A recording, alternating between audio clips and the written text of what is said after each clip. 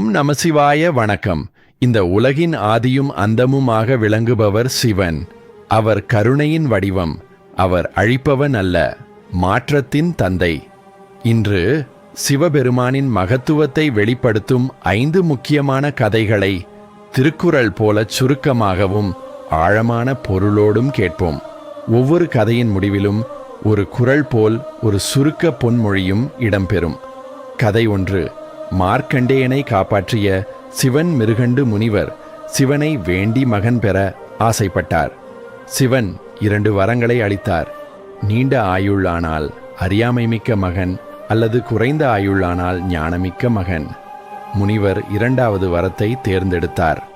அவ்வாறு பிறந்தார் மார்க்கண்டேயன். 16 வயதில் உயிர் பிரியும் விதி இருந்தாலும் அவர் சிவபக்தியில் மூழ்கியிருந்தார். யமன் அவரை அழைக்க வந்தபோது மார்க்கண்டேயன் சிவலிங்கத்தை பற்றி கொண்டான். அந்த நேரத்தில் சிவன் லிங்கத்திலிருந்து வெளிப்பட்டு யமனை அடக்கி மார்க்கண்டேயனுக்கு சாஸ்வத வாழ்வு அருளினார். குறள் போல் பொன்மொழி: பக்தி உள்ளம் பிடித்திடின் பயமில்லை யாமறியும், சிவன் அருள் சேர்ந்திடின் சாவும் விலகும். கதை 2. கங்கையை தலையில் தாங்கிய கருணை பகீரதன் முன்னோர்களை மீட்க கங்கை பூமிக்கு வரவேண்டி தவம் செய்தார். கங்கை வானிலிருந்து இறங்கினால் பூமி தாங்க முடியாது. அப்போது சிவன் தன் ஜடாமுடியில் கங்கையை பிடித்தார். அவள் ஆற்றலுடன் இறங்கினாலும் சிவன் அதை மெதுவாக உலகிற்கு வெளிவிட்டார். இதன் மூலம் உலகம் அழிவிலிருந்து காப்பாற்றப்பட்டது. குறள் போல் பொன்மொழி: வலிமை மிகுந்தது வந்திடின் தாங்கிடல் வேண்டும், அதற்கோர் தலையாக சிவமே துணை. கதை 3. திரிபுராசுரனை அழித்த திரிபுராந்தகன். 3 அசுரர்கள் 3 நகரங்களில் வாழ்ந்து அனைவரையும் துன்புறுத்தினர். அவர்களை வெல்ல முடியாத சூழல் ஏற்பட்டது. அப்போது சிவன் ஒரு அம்பில் 3 நகரங்களையும் அழித்தார். ஆனால் அவர் கோபத்தால் அல்ல, அதர்மம் அழிந்து தர்மம் நிலைக்க வேண்டும் என்பதற்காக. அவர் திரிபுராந்தகன் என போற்றப்பட்டார். குறள் போல் பொன்மொழி: அதர்மம் உயர்ந்திடின் அழிவதே நியதி, தர்மம் காக்கும் திருவுருவம் சிவம். கதை 4. கண்ணப்ப நாயனாரின் பக்தி. ஒரு வேடன் கண்ணப்பன் சிவனை அறியாமலேயே மனமார பக்தி செய்தான். அவன் வேட்டையாடிய மாமிசத்தையும் தன் கண்களையும் சிவலிங்கத்துக்கு அர்ப்பணிக்க தயங்கவில்லை. ஒரு கண்ணிரத்தம் சிந்தியபோது தன் கண் ஒன்றை எடுத்து வைத்தான். இன்னொரு கணையும் தரத் தயாரான போது சிவன் அவனை தடுத்து அருள் செய்தார். பக்திக்கு சடங்குகள் தேவையில்லை, உள்ளம் தூய்மையானால் போதும் என்பதை இந்த கதை உணர்த்துகிறது.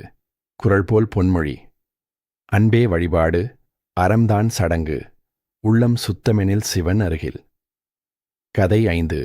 அர்த்தநாரீஸ்வரன் தத்துவம். உலகில் ஆண் பெண் சமநிலை அவசியம்.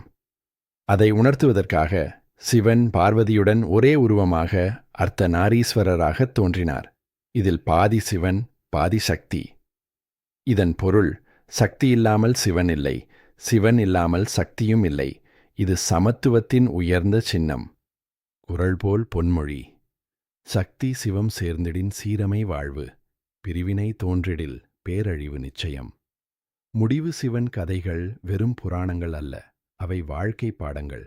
மார்க்கண்டேயன் கதை பக்தியின் வலிமை, கங்கை கதை பொறுப்புணர்வு, திரிபுராந்தகன் தர்மத்தின் வெற்றி, கண்ணப்பன் அன்பின் உச்சம், அர்த்தநாரீஸ்வரன் சமத்துவத்தின் சின்னம். சிவன் அழிப்பவன் அல்ல, அவர் அகந்தையை அழிப்பவர். அவர் தண்டிப்பவன் அல்ல, அவர் திருத்துபவர். ஓம் நமசிவாய என்ற 5 எழுத்து மந்திரம் உள்ளத்தின் இருளை அகற்றும் ஒளி. நாம் வாழ்வில் தர்மம், அன்பு, சமநிலை, பக்தி ஆகியவற்றை கடைபிடித்தால் நம்முள் உள்ள சிவத்தன்மை வெளிப்படும். இறுதி பொன்மொழி: உள்ளம் ஒளியாகும் உன்னத நெறியெனில் அதுவே சிவம் எனும் ஆன்மீகச் சத்தியம். இவ்வீடியோ உங்களுக்கு பயனுள்ளதாக இருந்தால் பகிர்ந்து கொள்ளுங்கள். அடுத்த வீடியோவில் மேலும் ஆன்மீக பயணத்தில் சந்திப்போம். ஓம் நமசிவாய்.